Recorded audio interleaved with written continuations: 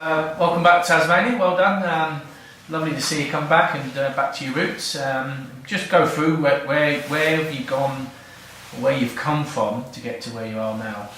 So it just gives a little insight to your progress. So I grew up in Ulverstone, playing school soccer in Ulverstone, and then represented the northwest side of Tassie in under 12 and under 13s. I didn't get picked in the first Tassie under 14 squad, so I continued in Ulverstone playing with the first team there, school soccer as well, and then got picked for the under 15 state team, went to nationals, and then Dean May from the NSC picked me up for the TIA squad then. I was there for 3 years, and then moved over to Melbourne for the National Youth League with Melbourne Heart. And from then on, got recognised with those games and got lucky with a few injuries and signings overseas, and started my first game for Melbourne Heart. Good. So as you said, you went over to Melbourne Heart on the youth contract.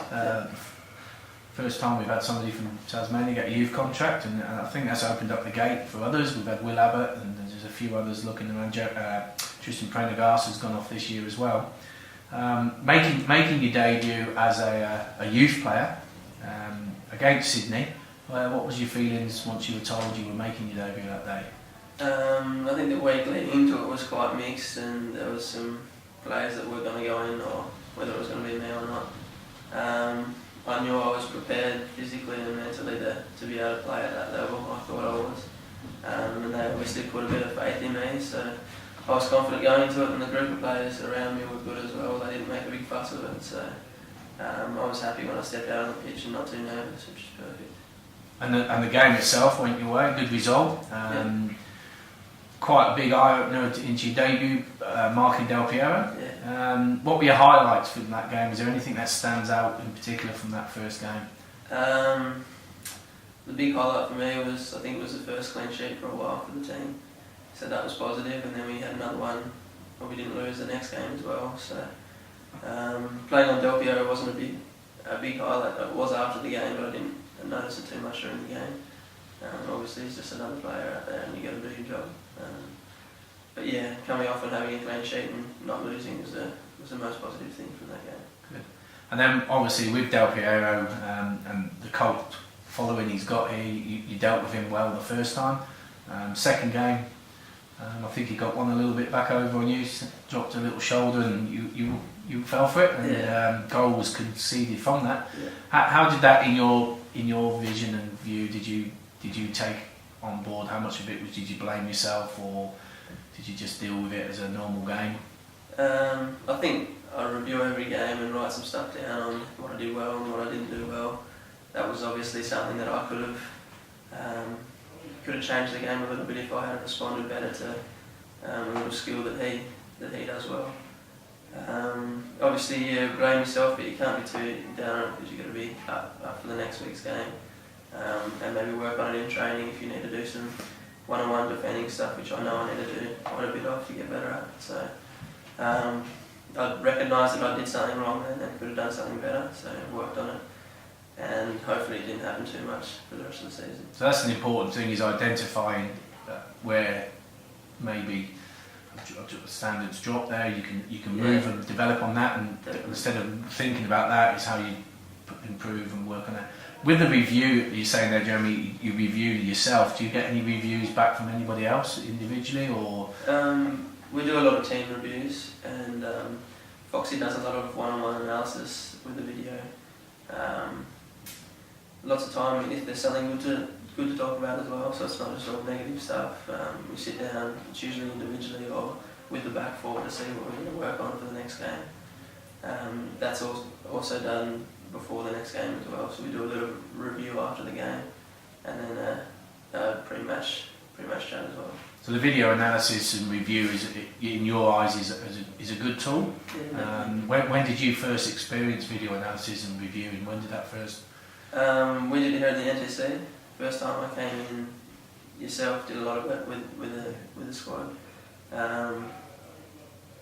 It's good because you don't have an opportunity to see yourself play, and you don't know what the coach sees from the outside. So, as you said, I first experienced it here, and now at that level, it shows that they're doing it there. So it's obviously beneficial for everyone. So backing up the coach's words is now pictures, and it makes Exactly, it a yeah. better learning environment for yourselves. Clearer image. Good. So carrying on from there, good year, good first season, starting in the A-League. Obviously by the end of the year the youth contract was running out, and that was where talk and options for maybe a pro contract. Did you then have this analogy of all the vultures and all the agents hovering around you, and what was the process about how you decided how you actually dealt with getting your contract? Well, the process was talking to as many people that I thought I could value their opinions. So I talked to yourself, obviously, and lots of the senior players have good advice, and they've obviously gone through the same situations as myself. Lots of them being young players coming through.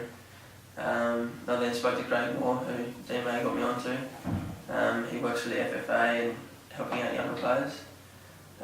So I spoke to him a lot and got some good advice from him, and then kind of just built all the advice together and made a good plan for myself to get someone that would look after me well, hopefully, and give that a little tester for 2 years. And then straight away when I did that, I signed the contract, which was positive. So hopefully he can do a little bit more for me as well. So in there you were saying you spoke to senior players, and again, young players coming into these squads always seem to have a mentor, and you hear these stories of somebody, a senior player, guiding them and looking after them. Within the club at heart there, who would you say is the mentors for you? Who's the people who are helping you? I got a lot of advice from Matt Thompson, and obviously Simon Fossum as well, who he played a big captain role. Even Fred as well gave me a lot of advice, and I liked playing with Fred a lot, and he helped me out a lot.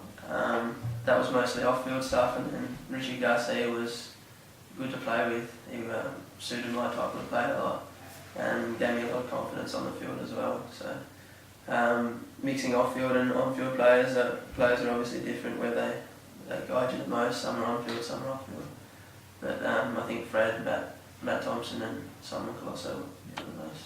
So talking there about the off-field, your lifestyle off the field now, what sort of things do you get up to when you're not at training, and how do you relax?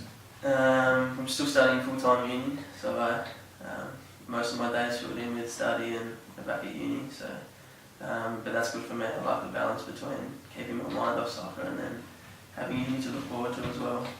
I obviously like the beach as well, and surfing and drawing and stuff like that. That gets me relaxed a lot. So they're the things I do to relax myself, but then I've got a lot of stuff on with uni as well.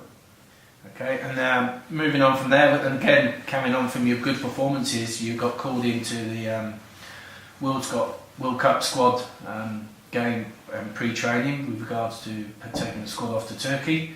What was your experiences from that? Yeah, it was fantastic. I think I was more shocked than ever getting called into the squad. Training was a different standard, and it just made me realise I maybe can set myself even higher. Coaching was really good, and the experience overseas was good as well. It was obviously disappointing not to make the final squad, but I had an absolutely awesome experience. That was good. Good. Okay. So now, your second year. What's your ambitions for the next few years, Jezza, with Hart, and maybe further? Well, hopefully I'll start the first game. That's the first goal. So train well in pre-season, start the first game, and from then on play as many games this season as I can, establish myself a bit more here, and then hopefully some more Young Socceroo camps come along and get to train with them a little bit more. But yeah, definitely stay here and do as well as I can here for the time being. So just moving back now to Tasmania, and your proof that the talented pathway works. I think you making that move and getting that youth contract really sort of opened everybody's eyes around the rest of Australia that Tasmania has got some talented footballers. What would be your tip to any Tasmanian young player who's going to watch this video? What would be your tips for them to make it as a professional footballer? Do the same thing as I did, trust in the system, believe in the coaches that are doing the right thing and involved in the NT system, the FFT system. because it might take a while, like it did for me, and you're a little bit behind because you're here. But the system's obviously there for a reason, and it works out with myself and Will Abbott on youth contracts now. So just believe in the system that you're involved in. The NGC program's perfect, and people don't see you from overseas and from the mainland if you're not in those programs and you're not going to institute challenges. And so that's a perfect environment to be involved in, and just trust in the system for as long as it's going to take to get to that next step. Okay, Jez, thanks very much. I know you're on holiday. Thanks very much for coming in, giving us your time on the time off, and we'll closely monitor you over the forthcoming season and wish you all the best. Thanks very much.